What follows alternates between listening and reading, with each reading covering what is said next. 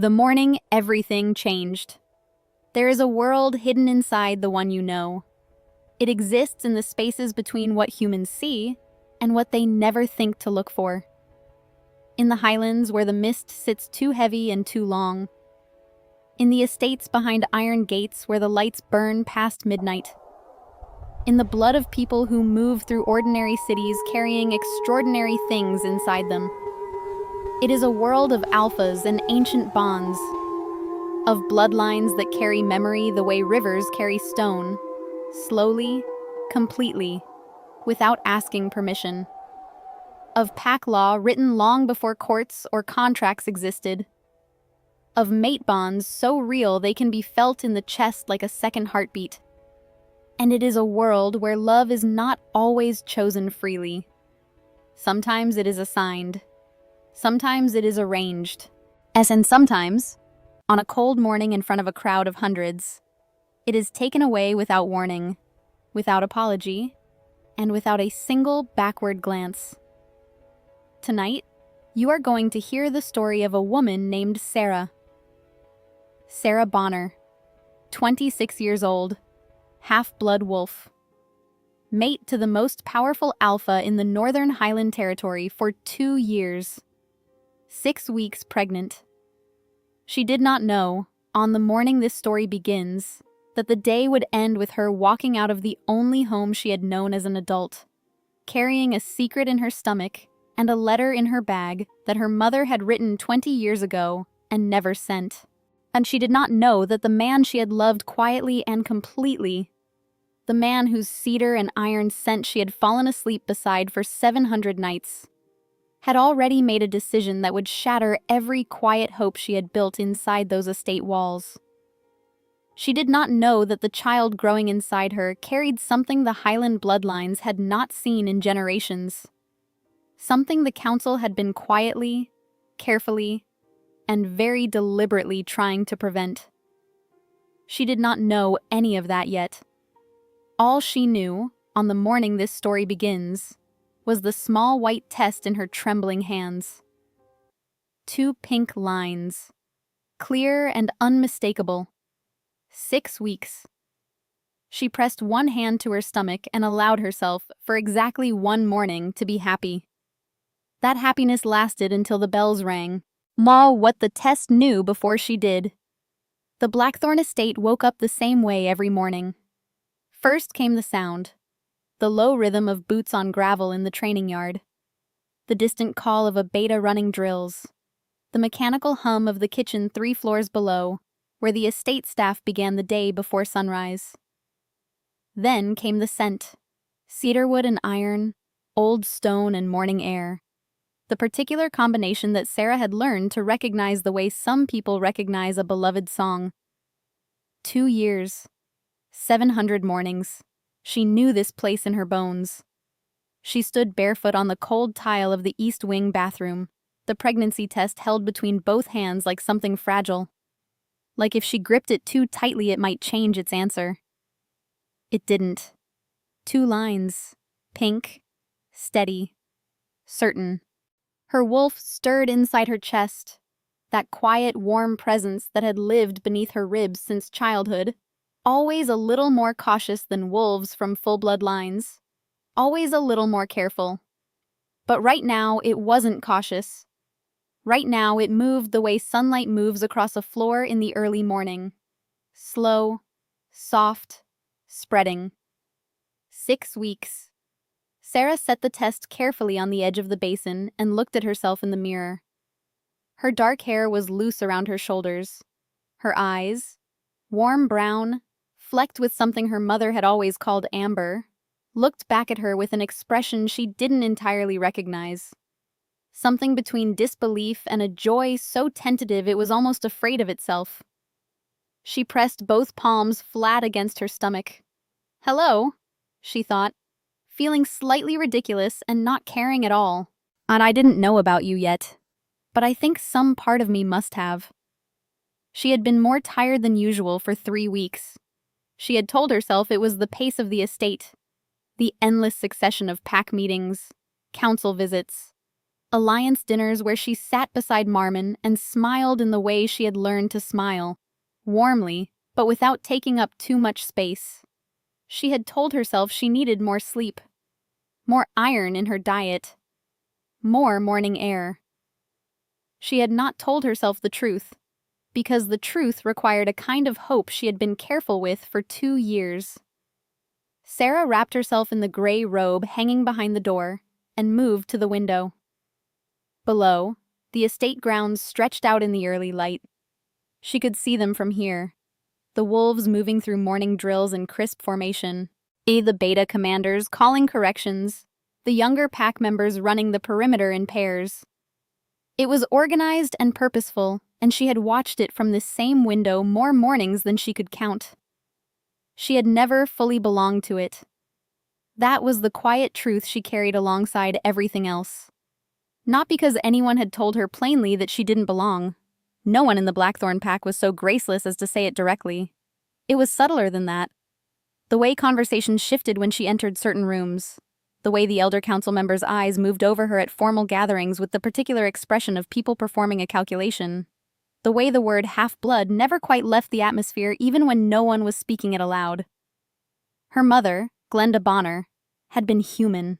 That her father, she had always been told, was an Omega wolf she had never met. A man who left before she was born. A man whose name Glenda spoke only once and never again. Serah had learned not to ask about him. Some silences in a household are deliberate. She had understood that even as a child. But she was here. She had built something here. She had found Marmon Richmond at a border gathering 3 years ago, when she was 23 and still uncertain of her place in the pack world. And she had watched him cross a room toward her with the focused intentionality of a man who had already decided something and was simply walking toward the decision. "You smell like the highlands," he had said. Not as a compliment exactly, more like a recognition. "I grew up near the border territory," she had answered. "I know," he had said. And then he had smiled, rare and brief, the kind of smile that felt earned rather than offered. And that had been the beginning of everything. She let herself remember it now, standing at the window with the early light coming in, and her wolf warm and awake inside her. She let herself remember the careful progression of those early months. The way he sought her out at every gathering after that, moving through rooms with the particular directness of an alpha who did not waste motion. The first time he took her hand at a formal dinner, unhurried, as though it were simply the most natural thing in the world. The evening, months later, when he told her that the estate felt different with her in it. "How so?" she had asked. He had looked at her for a long moment before answering. "Less empty," he had said. And she had understood, from the weight in those 2 words, that this was not a small thing for him to say. Marmon Richmond was not a man who spoke freely. He was not cold, not exactly, but he was contained in the way that very powerful things are contained. Controlled. Deliberate. He expressed himself in actions more often than in words, in the way he positioned himself between her and any room that felt uncertain, in the way he remembered small things she had mentioned once and never repeated, in the way he looked at her sometimes across a formal gathering with an expression so unguarded that it startled her every time she caught it. She had believed in those looks. She had built 2 years on them. She was going to tell him tonight. She had decided that much before she had even fully processed the 2 pink lines. She would wait until the evening when the estate quieted, and she would find him in the study where he spent his late hours, and she would tell him quietly, and watch his face move through whatever it needed to move through. She was not afraid of his first reaction. Marmon never showed his real feelings immediately. They surfaced later, in the quieter gestures. She knew how to read him. She believed she knew how to read him. She wrapped the test in a small cloth and placed it carefully in the inside pocket of her bag. Then she moved to the wardrobe and dressed. Simple dark trousers, a soft gray sweater, the pearl earrings Glenda had given her on her 20th birthday. Small and plain, and the one piece of jewelry she never left the room without. From downstairs, the kitchen sounds had grown louder. Breakfast was being prepared, and the morning was fully underway. Serah picked up her bag and thought, tonight then. Tonight she would tell him. Tonight everything would change. In the good direction, the hopeful direction, the direction she had been quietly walking toward for 2 years. She was still thinking about how to begin the words when the bells rang. 3 deep strikes, rolling across the estate grounds from the main tower. Low and resonant and utterly unfamiliar to her because in 2 years she had never heard 3 bells together. She moved to the window. Below, every wolf on the estate grounds had stopped moving. They were turning. Moving toward the main assembly yard with the coordinated purpose of people who knew exactly what 3 bells meant, even if Serah did not. She found one of the younger estate staff in the corridor, a girl named Megan who had always been kind to her, and asked what the bells signaled. Megan's expression was careful in a way that it had not been the day before. "Full assembly," she said. "All pack members. Main yard." "What's the occasion?" Serah asked. Megan looked at her for a moment with something that might have been pity, if pity had been shaped into something gentler and more uncomfortable. "Alpha's announcement," she said. And then she was gone down the corridor, moving quickly, not looking back. Serah stood in the hallway with her bag over her shoulder and the pregnancy test wrapped carefully inside it, and a feeling beginning in her chest that she could not name yet. Like the air before a storm. Like standing at the edge of something without being able to see how far down it went. She followed the crowd to the main yard. She was still telling herself it was nothing. She was still telling herself that when she saw Lorelei Finch standing beside Marmon on the stone platform. The marking. Serah found a place at the back of the crowd. There were hundreds of them. The full Blackthorn pack assembly, every wolf from the estate and the surrounding territory, arranged in rows in the main yard with the instinctive order of people who had done this before. The stone platform at the front was elevated, visible from every angle. It was where formal pack law was declared, where alliances were announced, where the most significant moments in Blackthorn history had been made official. Marmon stood at its center. He was dressed in formal pack gray, the deep charcoal shade reserved for ceremony. And he stood the way he always stood, with the complete, grounded stillness of a man who had never needed to raise his voice to fill a room. His jaw was set. His expression was composed and unreadable. Beside him, Lorelei Finch stood with her hands clasped in front of her. Serah knew Lorelei the way she knew most people in the Highland pack world, from the edges. From formal gatherings and alliance dinners. Lorelei was 28, pure-blood alpha lineage on both sides. Daughter of the Finch family whose territory stretched across the eastern Highland regions. She was composed in the way carved stone is composed. Beautiful in the way formal portraits are beautiful. Correct, positioned, deliberate. She had never been unkind to Serah. She had also never been particularly warm. Standing beside Marmon on that platform, she looked like she belonged there. Serah's wolf went completely still inside her chest. Not calm, still. The difference was everything. Marmon's voice carried across the yard without effort. It always did. The voice of a man whose authority was so settled that it never needed to be performed. By the laws of Blackthorn and the authority of the Richmond bloodline, I formally mark and recognize Lorelei Finch as Luna of this pack. My chosen, my equal, my bond.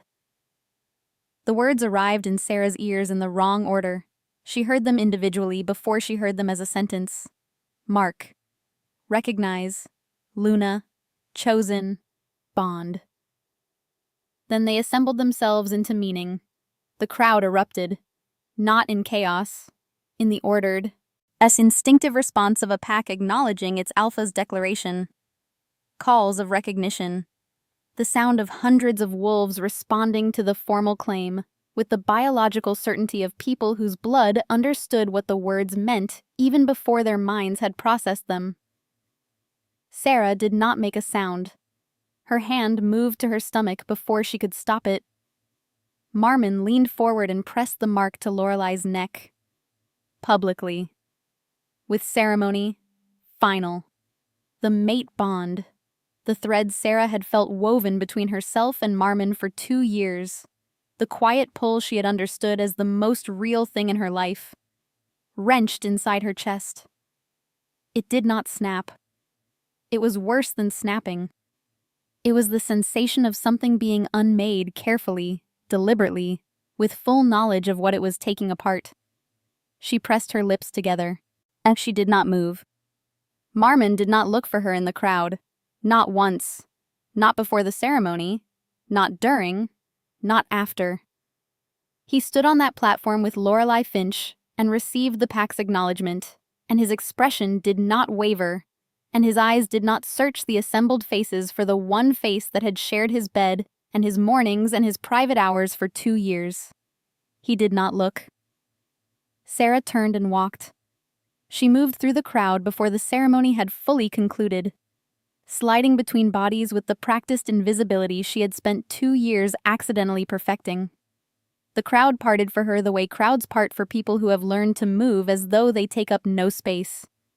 She had learned that well. Her footsteps on the stone path back to the east wing were even and measured. Her face, if anyone had been watching, revealed nothing. She had learned that well too. The east wing corridor was empty and quiet. Morning light came through the tall, narrow windows in pale strips across the stone floor. Serah walked to the end of the hall and stopped.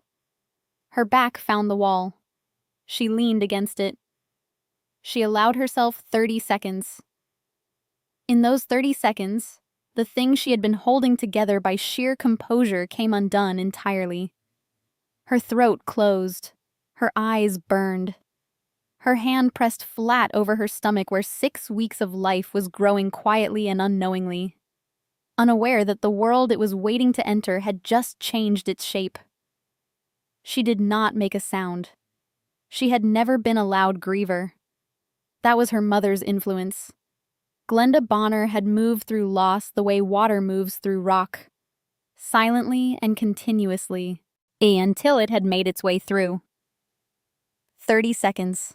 Then she straightened, wiped her face with the back of her wrist, pulled one long breath into her lungs, and let it out slowly. She would not stay. That decision arrived fully formed, without drama. She would not stay inside this estate for a single night after what had just happened on that platform. She would not sit at dinner 3 chairs from Marmon and his marked Luna. She would not smile through the congratulations of pack members who had spent 2 years looking at her like a placeholder. She would not perform normalcy while the mate bond unmade itself inside her chest one careful thread at a time. She would leave. She was still standing against the wall, calculating the fastest route to gather her things when footsteps sounded at the corridor's far end. Isaac. Isaac Hobbs was Marmon's beta. Had been for 6 years, since before Serah arrived. He was a quiet man, broad-shouldered, with a face that was more honest than it was handsome. He had always been decent to her. Not warm exactly, but decent. In the specific way of someone who understood that decency was the least a person owed someone in an untenable position. He walked toward her, and the expression on his face told her everything before a word was spoken. He stopped a few feet away. He could not meet her eyes. She had one question. She already knew the answer. She asked it anyway, because some truths need to be spoken aloud before they can be carried. Did he know about the child? Isaac's jaw tightened. A muscle moved in his throat. He looked at the floor. Yes, he said, very quietly. He was told 2 days ago. The air in the corridor did not change. The light did not change. Everything looked exactly the same as it had 30 seconds earlier. Who told him? She asked. Ephraim Turlow, Isaac said. The head elder. Turlo has known for a week. She nodded, slowly, processing. Marmon had known about the child for 2 days. He had stood on that platform this morning with full knowledge of what she was carrying, and he had made his mark, and he had not looked for her face in the crowd. "I'm sorry," Isaac said. His voice was rough with something genuine. "Serah, I am truly sorry." She looked at him, and what she felt was not anger. Not yet. It was something more like the particular clarity that sometimes follows the worst moments. A sudden stripping away of every soft assumption, every generous interpretation, at every careful story she had told herself about why things were the way they were. "Thank you for telling me," she said. She went to the East Wing room and packed in 20 minutes. She was thorough without being slow. Clothes, documents, the small photo of Glenda on the bedside table, the pearl earrings she was already wearing. And in the inside pocket of her bag, the pregnancy test, still wrapped in its small cloth, she placed the other thing she had carried for years without opening. Her mother's letter. Glenda had pressed it into her hands 3 days before she died, 4 years ago. "Not yet," she had said. "You'll know when." Serah had respected that instruction without fully understanding it. The letter had moved with her from place to place, always in the same inside pocket, always unopened. She had been waiting for the moment that felt significant enough to warrant it. Standing in the east wing of the Blackthorn estate, with a packed bag over her shoulder and the sound of the pack's celebration drifting up from the yard below, she understood that the moment had arrived. But she did not open it here. Not in this room. Not in this building. She would open it somewhere that wasn't his. She left before noon. At the main gate, a young pack guard, barely 18, a boy named Emmett with a wide, honest face, stepped aside without being asked. He looked at her with an expression too careful for his years. "Safe travels," he said quietly. She nodded once and walked through the gate. Behind her, the Blackthorn estate continued its celebration. Ahead of her, the road ran toward the border territory in the pale morning light, and she did not look back. What my mother never sent. The border territory was 3 hours by road, and those 3 hours were the longest Serah had spent alone with her own thoughts in years. She drove steadily, both hands on the wheel, the highland landscape moving past the windows in its gray and green and brown autumn colors. She kept the radio off. She needed the quiet, even though the quiet was loud with everything she was thinking. She let it be loud. She had learned that trying to outrun grief was less useful than simply driving through it, the way you drive through weather, not enjoying it, but trusting you would come out the other side. She thought about Marmon, not about what he had done. She was not ready for that yet, not in the car, not while driving, but about the version of him she had believed in. The version who took her hand at formal dinners as though it were the simplest thing in the world. The version who remembered small details. The version who had said less empty and meant it. That version was real. She was certain of that. Whatever he had done this morning, that version of him had been real. She pressed one hand briefly to her stomach and then returned it to the wheel. "We will be all right," she told the child, feeling the same mild self-consciousness as that morning in the bathroom and not caring about it any more than she had then. "I don't know what all right looks like yet, but we will find it." She pulled off the main road at the border territory marker and followed the narrower track through the trees for another 20 minutes. The farmhouse appeared at the end of the track, low-built, stone, with a large converted outbuilding to the right that served as the practice space. Smoke from the chimney. A light in the front window. Wyatt Lambert was already at the door when she pulled in. She did not know how he had heard her coming, though she supposed she should not be surprised. Wyatt had the particular sharpened awareness of a wolf who had spent years outside pack structure, relying on his own senses rather than the collective instinct of a group. He was 41, broad-built but unhurried in his movements, with a face that was open without being easy to read. He had been the Blackthorn Pack's chief medic for 9 years before his disagreement with Ephraim Turlow over council medical jurisdiction had cost him his position. He had rebuilt here, in the neutral territory, treating anyone who came to him regardless of bloodline or pack affiliation. He and Serah had met 3 years ago at a midwinter gathering.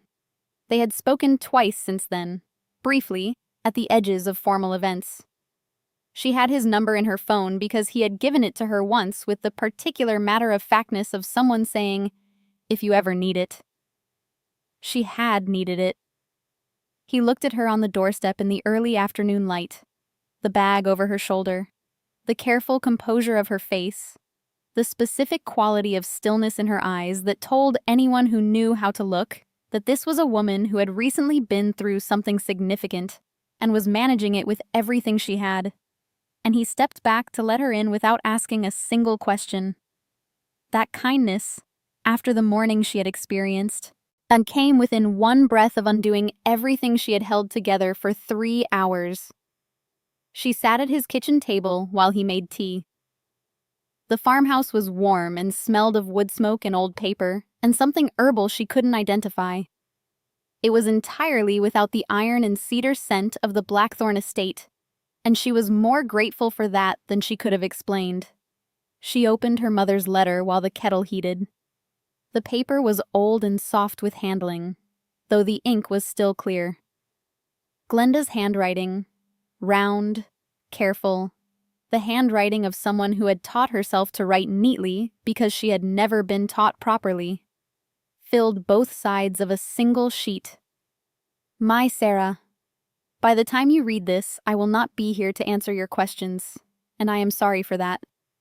I am sorry for a great many things, but the one I am sorry most about is that I let the silence go on as long as it did. You deserved the truth when you were young enough that it could have shaped you differently. I was afraid. Fear is not an excuse. It is only an explanation. Your father was not who I told you he was. His name was Resno Conway. He was a bloodline alpha, full lineage, old blood, the kind the Highland Council has always watched carefully. He was also the most genuinely good man I ever knew. He believed that bloodlines should not determine a person's worth. He believed that pack law had been bent so far toward the interests of the powerful that it no longer served the people it was meant to protect. He said that quietly and to the right people for 3 years, and then he began to say it less quietly. 2 months after he started speaking at pack gatherings about forced bonding rituals and council overreach, he disappeared. The council declared it a rogue attack. I knew it was not. I could not prove it. I was human, and I was pregnant, and I was very afraid. I left the Highland territory, and I raised you on the border, and I told you your father was an Omega who was gone. I told you that because I thought the simpler story would keep you safer. I think now that I was wrong. I think the truth was always going to find you regardless of what I said. You have his eyes when the light is right. Not in color, in the quality of them. The way they look at things, deeply, without impatience, without fear. I don't know what you are carrying, my love, but I know it is not ordinary. I have always known that. Your father was... The letter ended there, mid-sentence. The last word trailed off as though the pen had simply stopped. Glenda had been interrupted. She had never finished it. Serah sat with the letter flat on the table in front of her for a long time. Wyatt placed the tea beside her hand and sat across from her and said nothing. The kitchen clock ticked. The fire settled in the other room. Her wolf moved inside her chest, differently than it had moved all day. Not with grief, not with the broken ache of the rejected mate bond. Something more deliberate. Something that felt, for the first time in hours, like orientation rather than loss. My father was a bloodline alpha who challenged council authority and disappeared. She picked up the tea and held it in both hands and looked at Wyatt across the table. "I need you to do a health check," she said. "On me and the child." Wyatt looked at her steadily. He had noticed the pregnancy the moment she walked through the door. She understood that now. He had been waiting for her to bring it up. "All right," he said simply. He was thorough and unhurried and explained everything he was doing as he did it, which she appreciated more than she said. The examination took the better part of an hour. For most of it, everything was straightforward. Standard readings, standard measures, the quiet competence of a trained medic moving through a familiar process. Then he went still. He was using a small handheld resonance reader, old technology, pack medical equipment she had seen before, but never been tested with. He passed it slowly across her abdomen, and the device made a sound she had never heard a resonance reader make. Low. Sustained. Almost like a hum. Wyatt looked at this reading. He looked at it again. Then he set the device down on the side table with the very deliberate care of someone making sure they don't react outwardly to something inward. He excused himself to make a second cup of tea.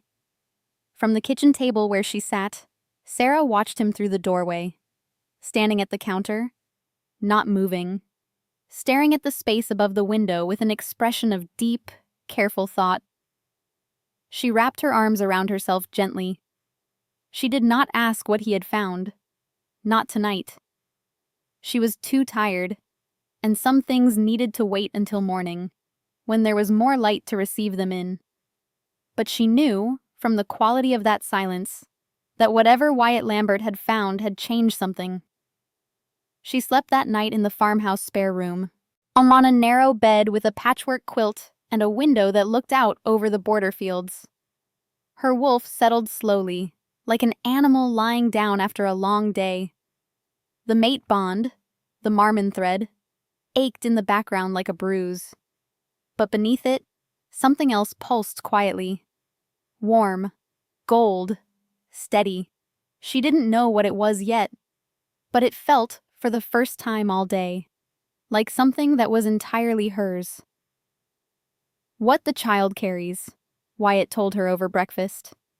He waited until she had eaten, which she understood was a kindness.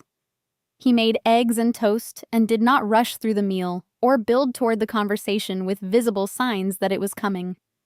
He simply cooked and sat and ate. And when the plates were cleared and the second pot of tea was poured and the morning light had fully settled into the farmhouse kitchen, he folded his hands on the table and looked at her. "The reading I got last night," he said. "I want to explain what it means." She nodded. "Go ahead." He pulled a worn medical text from the shelf behind him, old enough that its cover was cloth rather than paper, and opened it to a page she could see was heavily annotated in pencil. He turned it toward her. "This is what the reader picked up," he said. "It's called a resonance signature. It's a biological marker. It appears in the bloodline recordings of original pack lineages, the ones that go back before the council system was built." She looked at the page. Diagrams she didn't fully understand. Dense annotation. What does it mean in plain words? "It means your child is carrying original pack authority," Wyatt said. He kept his voice even, clinical in the good sense, honest without alarm. "Not the kind that gets assigned through council appointment. Not the kind that passes through political alliance or arranged bonding. The kind that simply is. The kind the current council structure was built on top of, and has been managing ever since." Serah was quiet for a moment. Outside the kitchen window, a gray morning was assembling itself over the border fields. "Can it be wrong?" "I ran it 4 times, he said. She placed both hands flat on the table. "My father was Resno Conway," she said. "I found out last night. His name was Resno Conway. The council said he died in a rogue attack 20 years ago." Something moved in Wyatt's expression. Recognition. "I knew that name." he said quietly. Not well, but I knew it. He was spoken about in medical circles. There were biological records of his bloodline in the old pack archives. Original lineage markers. He was one of the last. Last what? Last documented carriers of first-generation alpha blood, Wyatt said. The real thing. Before forced bonding rituals and council selections started reshaping which bloodlines got promoted and which ones got quietly removed. The word removed sat between them. Serah thought of her mother's letter. I knew it was not a rogue attack. She thought of the sentence that had been left unfinished. She thought of the particular way Glenda had spent 20 years teaching her daughter to be invisible, to be small, to take up the minimum amount of space in any room. She was protecting me, Serah said. Not a question. Yes, Wyatt said. She pressed one hand to her stomach under the table where he couldn't see it, and the warmth was there again, the gold pulse she had first noticed in the farmhouse spare room last night. Quieter in the daylight, but still present. Still steady. The council will find out, she said. They may already know, Wyatt replied. His voice was careful. Ephraim Turlow has been head of the Highland Council for 30 years. He didn't get to that position by missing things. What will they do? Wyatt was honest with her. That was what she valued most about him. He did not soften things into comfortable shapes. They will want control of the child. They'll call it protection. They'll use formal pack language and council authority, and they'll make it sound reasonable. He paused. But the resonance signature your child is carrying cannot be manipulated, cannot be redirected, and cannot be absorbed into their system without the child's own will behind it. They know that. Which means they won't want control, Serah said quietly. Not really. Wyatt looked at her steadily. No, he said. Not really. She spent the hour after breakfast outside in the border fields, walking slowly in the pale morning air. The grass was wet from overnight rain. Her footsteps left soft impressions in the soft ground. She walked with her hand on her stomach and spoke to the child the way she had in the bathroom the morning before. Quietly, a little self-consciously, completely sincerely. People are going to want things from you before you're even here, she said. I want you to know that none of those things are my conditions for loving you. You don't have to be powerful or significant or a prophecy or anything else. You just have to arrive. That's enough. Her wolf stretched inside her chest, warm and quiet, and the gold pulse moved gently beneath her ribs like a second heartbeat. She was walking back toward the farmhouse when her phone rang. Isaac, she answered. He knows you left, Isaac said. He was keeping his voice low. She could tell he was somewhere private, somewhere he wasn't supposed to be making this call. He hasn't made a scene, but he's looking, quietly, but consistently. Let him look, she said. Serah. A pause. The Lorelei bond isn't settling. The pack can feel it. When a mate bond is hollow, you know what it does. It creates instability. People become uneasy without understanding why. Another pause, heavier than the first. He made the wrong choice. I think he knows it. Knowing it and doing something about it are different, she said.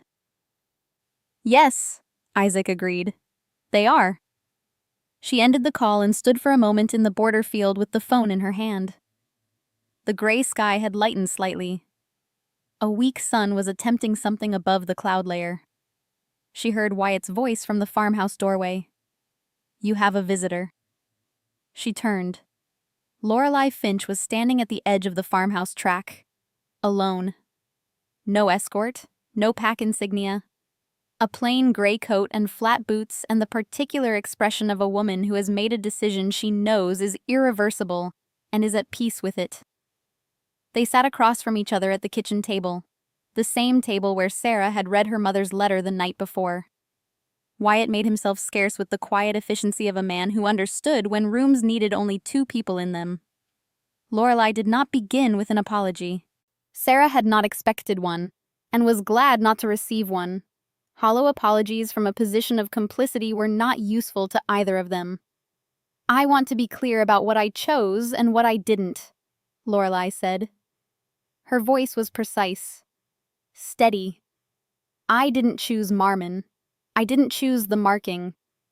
Ephraim Turlow has documentation that would destroy my family's eastern territories. Evidence of treaty violations my father made 15 years ago that the council has been holding in reserve. I was the price of their silence." Serah looked at her carefully. "I'm not blaming you," she said. "I know," Lorelei said. "I'm not here for absolution. I'm here because I know something you need to know." She folded her hands on the table. "Ephraim isn't simply trying to control your child. He is trying to ensure it is never registered. And in pack law, as an unregistered birth doesn't exist," Serah said. "Neither does the mother," Lorelei finished. "Not under formal pack protection, not under council law. You would have no standing, no rights, no recourse." She met Serah's eyes directly. "He's not going to arrive with enforcers immediately. He'll wait until you're further along and more isolated. That's how he works. He waits until the moment of maximum vulnerability." Serah held Lorelei's gaze. "Why are you telling me this?" Lorelei was quiet for a moment. Something moved in her expression that was more personal than political. "Because I have spent my entire life having decisions made about me by people who considered me a resource," she said. "And I am extremely tired of it." She left 30 minutes later, back down the farmhouse track, alone. Wyatt appeared in the kitchen doorway. "Well?" he said. "Yes," Serah agreed. Outside, far in the distance, a lone howl carried across the border fields from the direction of Blackthorn territory. Low, searching, unmistakably familiar. Serah's wolf lifted its head inside her chest. She did not answer it, but she felt it, the mate bond aching like a healing wound. Real pain from a real thing. And beneath the pain, that same quiet gold warmth, steady as ever. She had a great deal to think about. She poured herself more tea and sat at the table and began. What Marmon chose. He came a week later. Serah had half expected him sooner. Marmon was not a patient man by nature. He was decisive, directional.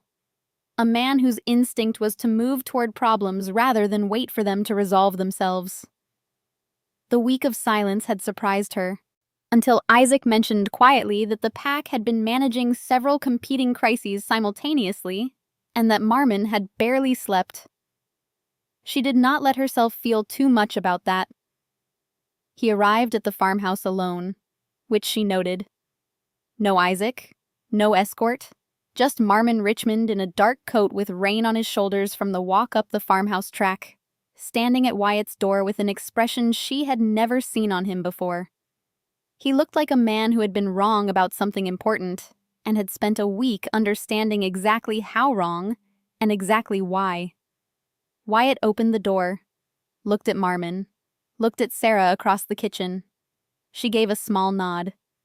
They sat at the kitchen table. Wyatt disappeared into the converted outbuilding with the practiced tact of someone who had spent years giving people the space they needed for difficult conversations. The kitchen was quiet. Rain on the farmhouse windows. Fire in the other room. Neither of them spoke first. They sat in the particular silence of two people who know that whatever begins now cannot be taken back, and are both being careful about what they begin with. Marmon spoke. "I should have told you myself," he said, "before the ceremony. You should have heard it from me directly, in private, before you heard it in front of the pack. That was wrong." It was completely wrong, and I knew it was wrong when I was doing it, and I did it anyway. His voice was even. He was not performing remorse. Marmon had never been a performer. He was simply stating the shape of what had happened without softening it. "Why?" she asked. "Because I was afraid," he said. "Of what you would say. Of what you would ask me to choose. And I already knew what I was going to choose, and I didn't want to stand in front of you and say it to your face." The honesty of that sat between them like something solid. "The Finch Alliance," she said. "Yes." He pressed his hands flat on the table, looking at them. "The Eastern Territories have been under pressure from a separatist faction for 18 months. The Finch family controls the border passes. Without that alliance, the Blackthorn pack loses 3 major defensive corridors. The council had been pushing the arrangement for over a year." He looked up at her. "I told myself it was necessary. I told myself that the pack's safety required it. I told myself that you would understand eventually." "And the child?" she said. "When Turlo told you about the child?" His jaw tightened. "I told myself I would handle it separately, that I would find a way to protect you both without undoing the alliance." A long pause. "I told myself a great many things that week that I no longer believe. Marmon." Her voice was not loud, not harsh, just direct. "You chose power." He did not look away from her. "Yes. And you chose to let me find out in a crowd." "Yes." The fire settled in the other room. Rain on the glass. "I was going to tell you that evening," she said quietly. "About the child. I had it planned. The words, the moment. I was going to wait until you were in the study, and I was going to sit down across from you and tell you." She looked at him. "And you already knew." Something moved in Marmon's face. Yet the controlled composure slipped for just a moment, and what was underneath it was not pride or calculation. It was the specific expression of a man who has fully understood the cost of what he did. "I know," he said. His voice was rougher than usual. "Serah." "I know." She needed a moment. She pressed her hands together in her lap and looked at the window, rain moving down the old glass in irregular paths, and let herself feel the full weight of what he had just confirmed. He had known. He had stood at that table in the study with the knowledge of their child and made the choice he made anyway. Then she told him about the resonance signature. She told him everything. The reading, Wyatt's explanation, her mother's letter, Resno Conway. She watched his face as she spoke. Marmon was difficult to read, but not impossible. And she had had 2 years to learn the particular language of his expressions. She saw the moment the information changed shape for him, not when she mentioned the bloodline authority, but when she mentioned what Lorelei had told her about Ephraim Turlo, the non-registration strategy, the council's quiet plan. His expression shifted into something harder and more focused and very cold. "He would not," Marmon said. "He will," Serah said. Lorelei was very clear. "Turlo answers to the council. I am the council's highest-ranked alpha in this territory. You are the council's highest-ranked alpha who just did exactly what they asked," she said quietly, without question. "On schedule." She let that sit for a moment. "What makes you think they see you as an authority rather than an asset?" The silence that followed was the particular silence of a man who has just had a well-maintained belief turned over and examined from an unfamiliar angle.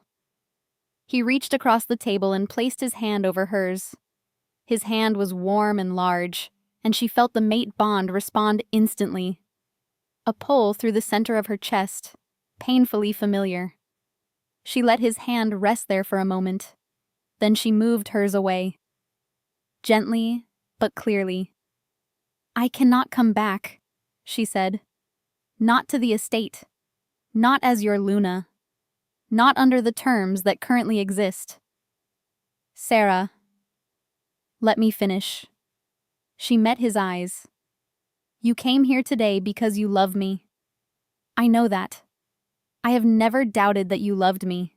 Not even this past week. Love was never the question. She kept her voice steady. The question is what you are willing to choose when love and power ask different things of you. And I now know the answer to that question. I need to know if the answer can change. He looked at her for a long moment. The rain had lightened. The kitchen was very quiet. I would like it to change, he said. That is not the same as it changing, she said. No, he agreed. It isn't. She stood. He stood. They faced each other across the kitchen table of a border territory farmhouse, while whatever remained of their old life sat between them in pieces, not yet swept away, not yet rebuilt into something else. Go back to the estate, she said. Deal with what's happening there. And think about what you actually want. Not what the council wants, not what the alliance requires. What you want. He held her gaze for a long moment. I already know what I want, he said. Then decide if you're willing to pay for it, she said. He left. He paused at the farmhouse door the same way he had paused at things before, with the deliberateness of a man for whom exit and entrance carried equal weight. He looked back at her. I didn't know what you were, he said quietly. She looked at him across the kitchen. The gold beneath her skin pulsed once, steady and warm. You still don't, she said. The door closed. Wyatt appeared from the outbuilding 20 minutes later.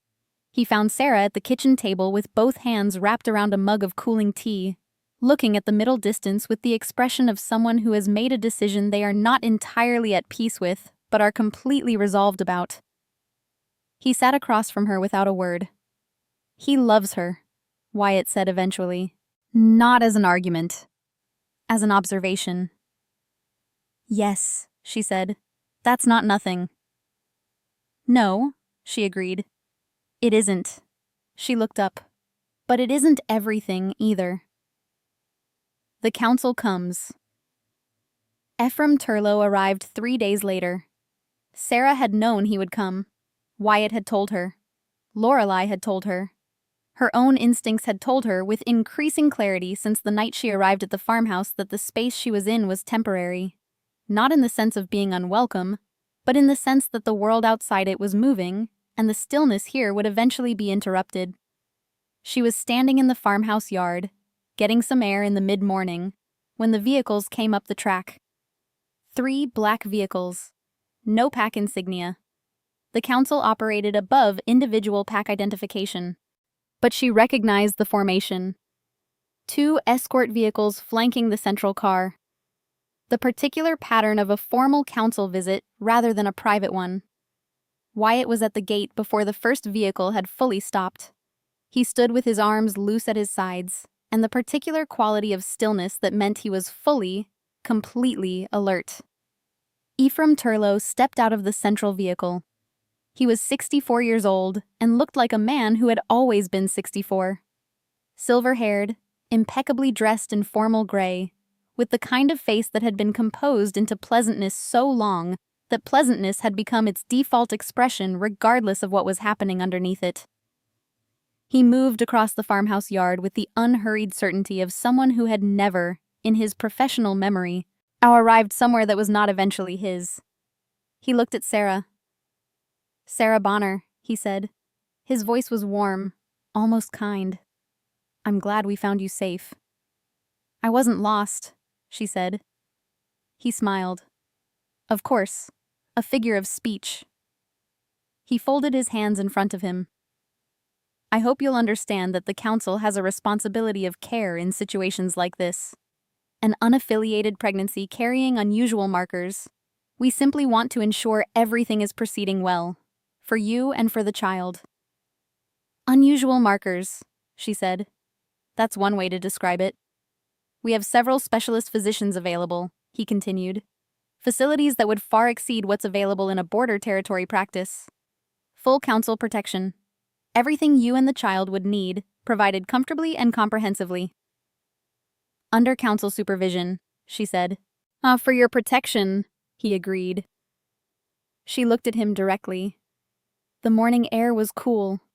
The border fields beyond the farmhouse gate were still and gray. What happened to Resno Conway? She asked. The warmth in Ephraim's expression did not change. It was one of the most unsettling things she had ever watched. A face continuing to perform one thing while the person behind it processed something else entirely. A tragic rogue incident, he said. 20 years ago. Very sad. He challenged council authority, she said. And 2 months later, he was dead. Correlation is not causation, my dear. The words "my dear" landed with the particular weight of a dismissal dressed as affection. Her wolf rose inside her chest, and the gold came with it. She did not ask it to come. She did not reach for it or concentrate on it or do anything deliberate. It simply arrived. The warmth beneath her skin expanding outward the way light expands when a door is opened. Not with force, just with presence. It was visible. She knew it was visible because she watched the nearest enforcer stop mid-step with an expression of confused, involuntary hesitation. Ephraim Turlow went very still. He stared at her the way a man stares at a calculation that has returned an unexpected result. "I am not coming with you," she said. Her voice was quiet. Even. She was not performing authority. She was simply stating a fact. My child will not be placed under council supervision. I will not be managed, assessed, contained, or protected by an institution that murdered my father for asking inconvenient questions. Those are very serious allegations, Ephraim said. His pleasant expression had not moved, but something behind it had. They are statements, she said. I'm not in a courtroom. The gold light held steady around her. The enforcer who had stepped toward her had not resumed moving. 2 others behind him were exchanging glances with the particular expression of men whose instincts were saying something their training had not prepared them for. Ephraim studied her for a long, quiet moment. Then he gave the enforcers a small, almost invisible signal. They stepped back. Very well, he said. His voice was still pleasant. It was, she was beginning to understand, always pleasant. We will not press the matter today. He turned toward the vehicles, then paused as though remembering something. You should know, he said, not turning back fully, just enough to ensure she heard him clearly, that under pack law, as an unregistered birth has no formal standing. The child would not exist within the council's protection framework, and neither, technically, would its mother. A pause. I say this not as a threat, simply as information. I received it, she said. He got back into the vehicle. The convoy turned around on the farmhouse track with careful efficiency and moved back down toward the road. Wyatt let out a long breath. Lorelei, who had arrived the previous evening and had been watching from the farmhouse doorway throughout the entire exchange, walked into the yard. He'll come back, she said. More directly next time. I know, Serah said. She was looking at her hands. The gold had faded back below the surface, but she could still feel it, the way you can still feel sunlight on your skin after you've come inside. Present. Warm. Entirely. Unmistakably hers. She thought about the gathering that was coming. Isaac had told her 2 days ago that Marmon was planning an open territory assembly. The largest in a generation, drawing alphas from every regional pack. It was his attempt to stabilize the fracturing alliances before the council's various internal factions could exploit the instability. It was a significant risk. Open assemblies operated under ancient pack law. Whatever was declared in them carried binding weight. She had been thinking about whether to attend. After Ephraim's visit, she stopped thinking and started deciding. She went inside. She sat at the kitchen table. She placed both hands flat on the surface and looked at them, the faint warmth still visible in the skin if you knew to look for it. "All right," she said quietly to the child. "Time to stop being invisible." Outside, the border territory was very still. The gray sky had lightened into something almost white. Somewhere on the distant Blackthorn side, a single howl rose and fell across the late morning air. Not searching this time. Calling. Serah closed her eyes, felt the mate bond resonate in her chest like a plucked string, and for the first time since the marking ceremony, she did not suppress it. She let it ring. The queen the pack chose. The open territory gathering convened at the ancient stone circle at the Highlands Geographic Center, the oldest formal assembly ground in the region, used since before any of the current pack structures existed. Exposed sky, full moon rising, old stone worn smooth by centuries of declarations. No walls, no hierarchy of seating, just land and wolves and the weight of whatever truth arrived here. Serah came on foot up the last hill with Wyatt to her left and Lorelei to her right, and the sight that met her at the top of the rise was significant. Hundreds of wolves, alphas, betas, pack members from every regional territory, filling the space around the stone circle in groups that reflected the current shape of the Alliance fractures. The Blackthorn faction near the central stones, the Council loyalists to the north, the neutral packs watching from the outer ring. The crowd parted for them. Not dramatically, not all at once. Simply, in the way that people move when something is approaching that their instincts have already recognized before their eyes have caught up. Serah walked through the opening without hurrying, her hand resting gently against her stomach, her eyes forward. She could feel Marmon before she saw him. The mate bond was fully open now. She had stopped closing it after Ephraim's visit, and his presence registered in her chest with the specific, aching familiarity of something that had been a part of her for 2 years. She felt the moment he became aware of her arrival. She felt the shift in his focus, the way the bond tightened between them like a line pulled taut. Ephraim Turlow moved first. He was positioned near the central stones with 4 senior council members and a formal enforcer contingent, and he moved toward Serah the moment she entered the assembly ground. His expression had abandoned pleasantness. This was the face underneath, measured, purposeful, certain of its own authority.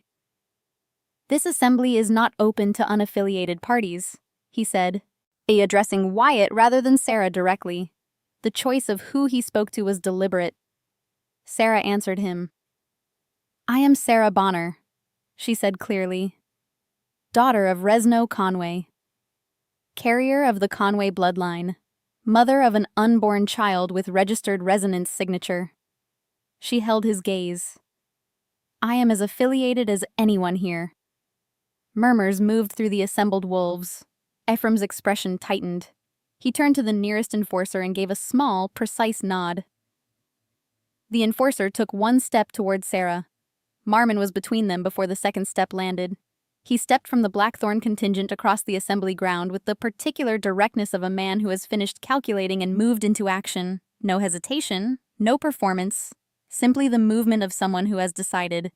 He placed himself between Serah and the enforcer with the quiet authority of an alpha in his own territory, and looked at Ephraim Turlow with an expression that Serah had never seen directed at the elder before. Not deference, not political calculation, not the careful management of an ally. Challenge. "You will not touch her," Marmon said.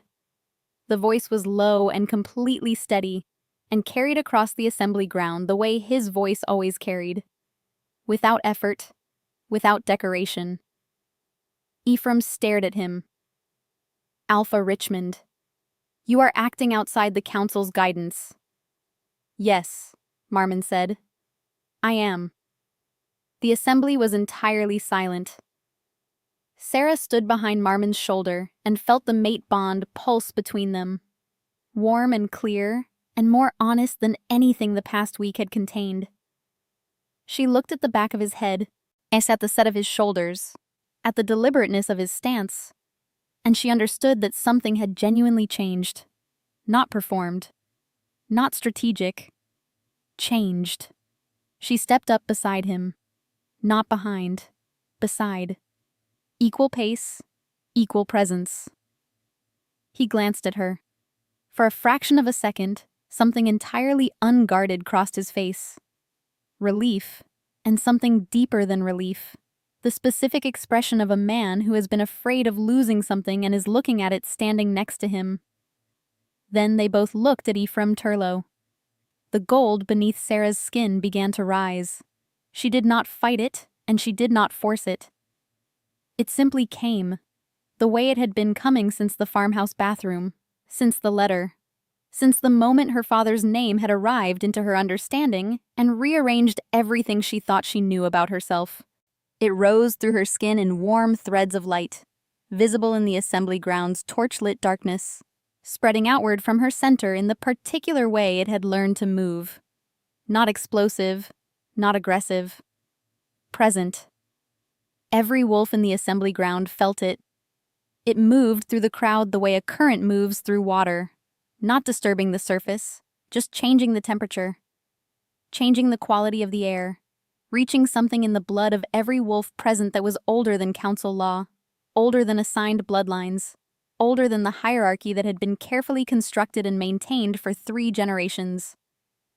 Recognition. Not of Serah specifically, of what she carried, of what the child she was growing carried, of the original thing, the real thing, the thing that pack bonds were supposed to be built on before they had been reshaped into tools of management. Wolves began to lower their heads, not in the practiced deference of council ceremony, in the involuntary recognition of something their blood had been waiting for without knowing it was waiting. Ephraim Turlough did not lower his head, but he stopped moving. He stood in the gold light spreading from Serah's skin, and he was very, very still. And the pleasantness had left his face entirely now, and what was underneath it was something she had not expected. Not cruelty, not calculation. Something almost like exhaustion. "You don't know what you're beginning," he said. His voice was quiet, addressed only to her. "I know what you ended," she said. "When you took my father." His expression did not change, but something behind it did. A small, deep movement, like a stone settling at the bottom of still water. "The council will fracture," he said. "The council fractured itself," she said. "Over 30 years. I'm just the moment when it becomes visible." He looked at her for a long time. The gold light was steady around her. Marmon stood at her shoulder, present and unmoving. Lorelei had moved to stand several feet behind Serah, a positioning that was not subtle and was not meant to be. Then Ephraim Turlough did something she had not anticipated. He bowed his head, not fully, not in submission, but in the way of a man formally acknowledging something he cannot alter. A recognition that the moment has moved beyond his control. An old wolf. I'm tired in the specific way of people who have been managing something for too long and feel the moment it begins to slip. He stepped back. He spoke to the assembly formally and without warmth. The conclave acknowledges the Conway bloodline. Then he moved through the crowd toward the outer ring and did not return to the center. The assembly breathed. Serah turned to the assembled packs. She did not prepare a speech. She had never been a speechmaker. She spoke the way she had always spoken, directly, simply, in the plain language of someone who had nothing to perform. "I am not here to lead you," she said. Her voice carried the way it always had, clear and unadorned. "I'm not here to replace the council or dismantle what's been built or tell you that everything you've known is wrong." She looked across the assembled faces, the neutrals and the loyalists, the ones who had already shifted, the ones still deciding. "I'm here because someone tried to erase me, and my father before me, and my child before it is even born. And I would like that to stop. Simple. Exact. True. The assembly was quiet. Pack law was built on bonds that were chosen, she continued, on authority that was earned rather than assigned, on the understanding that strength and care should move together, not apart. She pressed her hand to her stomach. Whatever this child carries, it carries freely, without obligation to any council or bloodline structure. I ask only that it be allowed to arrive in a world that will let it choose. The gold light around her settled slowly, not fading, integrating, as though it had found the level it was meant to exist at. One by one, and then in groups, the packs of the Highland Assembly made their choices. Some moved toward the center. Some maintained their positions. Some shifted in small, significant increments that spoke of internal debate resolved. The neutral packs of the outer ring, the ones who had arrived undecided, moved last, and they moved toward the center. And that movement, when it came, was the one that settled the question of the evening. The Council Loyalist faction did not dissolve, but it shrank. And its shrinking was visible to everyone, which meant it was final. Marmon stood beside her throughout. He did not speak for her. He did not position himself in front of her or manage the space around her. He simply stood, at her shoulder, at the same height, at the same pace. And the pack observed that positioning and understood it clearly. And when the assembly began to disperse into smaller groups, when the formal part of the evening had concluded, and the territory choices had been made, and the council members had withdrawn to do whatever councils do when the world has moved without their permission, Marmon turned to her. He did not reach for her hand. He did not move toward her. He stood at the edge of the central stone circle in the torchlight and looked at her with the full, unguarded expression she had seen across dinner tables and through study doorways for 2 years. The one he could not manage, the one that was entirely honest, the one she had fallen in love with before she fully understood what love would require. I cannot undo the ceremony, he said. I cannot undo the 2 days I knew and didn't come to you. I cannot give back what that morning took. His voice was steady. I can tell you that it will not happen again, that there is no alliance, no council pressure, no political arrangement that I will choose above you. Not because I have finally decided to be worthy of you, but because I understand now what I was choosing between, and I will not make that choice again. He was quiet for a moment. I am asking you, he said, not begging, not demanding, asking, with full knowledge that the answer was entirely hers, to let me try to rebuild what I broke. Serah looked at him across the stone circle with the gold light settled quietly beneath her skin, and the mate bond open between them like a window, and the sound of the assembly continuing around them in the middle distance and the child growing steadily inside her, living and warm and utterly unaware of anything except that it was safe. She thought about the morning in the bathroom with the pregnancy test. She thought about the 30 seconds in the hallway. She thought about Glenda's unfinished letter, and Resno Conway who had asked inconvenient questions and paid for them, and the border farmhouse kitchen at 6 a.m. with Wyatt's tea, and the plain, honest accounting of what her child carried. She thought about the 2 years of mornings in that East Wing room, the hand at the small of her back, less empty. She thought about what love was supposed to do, not what it had done, but what it was supposed to do. Whether it could still do that. Whether the man standing in front of her with his unguarded face and his straightforward asking was someone who had learned the difference between choosing power and choosing a person. She crossed the stone circle to him. Yet she did not close the distance fully. She stopped just near enough that the bond between them hummed clearly, that the warmth of his presence was unmistakable, that he could see her eyes in the torchlight. I am not returning to the estate as your Luna, she said. Not yet. Perhaps not in that form at all. She held his gaze. Whatever we build, if we build it, it will be on terms we choose together. Not the council's terms.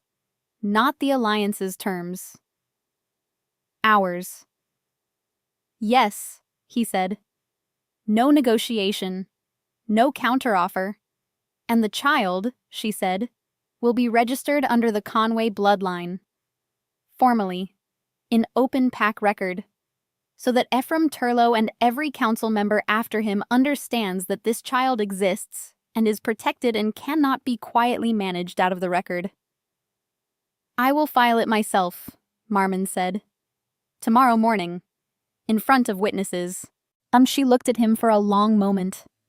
Then she placed her hand in his. The mate bond responded the way it had always responded to his touch, with the deep, settled warmth of something true. Not the wrenching pull of the days after the ceremony. Not the managed distance of the farmhouse kitchen. The real thing. Alive and aching and genuinely glad. His hand closed around hers carefully, as though he understood that this was something held rather than claimed. I didn't know what you were, he said quietly. You're beginning to, she said.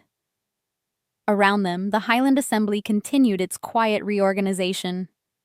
Pacts conferring, alliances being reconsidered, the slow and significant work of a world adjusting to a new shape.